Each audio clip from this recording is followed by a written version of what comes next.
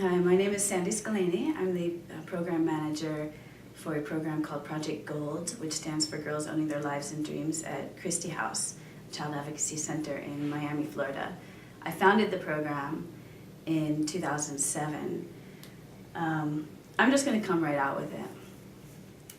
I didn't think that I was going to live to see 25. I was homeless and squatting in New York City for 3 years as a young woman. And you can't imagine what I've seen living on the streets in those 3 years. I was never sucked into the sex industry. However, it was all around me. It surrounded me. It was an everyday, in-your-face reality for people that are vulnerable emotionally, spiritually, financially. So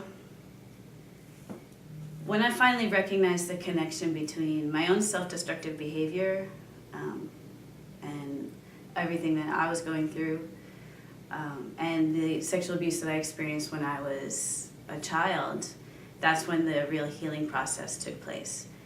And I kind of devoted my life to healing at that point and realizing this is something that had happened to me, that it wasn't just that I was crazy or whatever. You know, I can be somebody that helps to prevent somebody from being re-victimized over and over again. That comes from my heart and my own experience. But there are so many larger ways that we can prevent things. So here's an idea. Let's talk to people. Let's have like real open dialogues and real connections with people.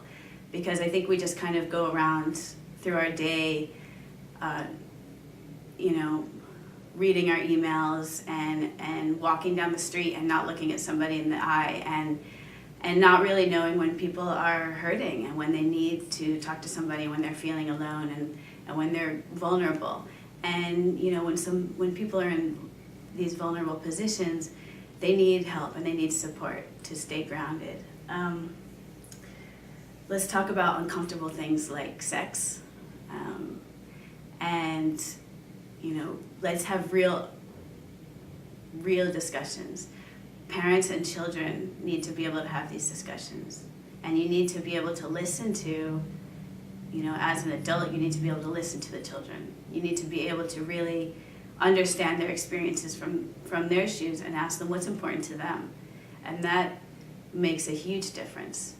They are learning how to be adults. They need to learn how to be able to process these things.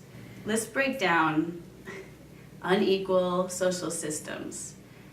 We're not going to see any real changes as far as abuse goes, as far as exploitation of especially women and girls and children.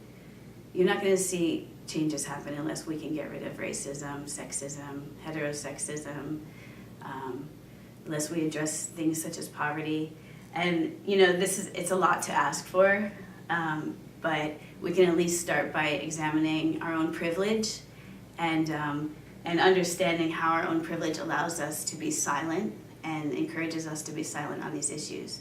And so I encourage you, if you're in a position of privilege, to not tolerate the jokes, not tolerate the stereotypes, and really connect with people. And I go back to that connection again because it's, breaking down these stereotypes and all the isms isn't necessarily about like a political stance, right? It's about just being able to see people for who they really are and having that understanding that we're all connected in this universe. We're all children of this universe. We're all children of God. And to really be able to look into somebody and say, you know what, we're one and the same. We have human experiences. And not being afraid of other people. Not being afraid to talk to people and to hear what they're saying. To believe people. And to do that, you really need to be mindful. You need to be mindful every single day in what you're doing, how you're talking to people, how you're looking at people. If you can really be mindful and present in your day and ask yourself, how does my existence impact other people around me?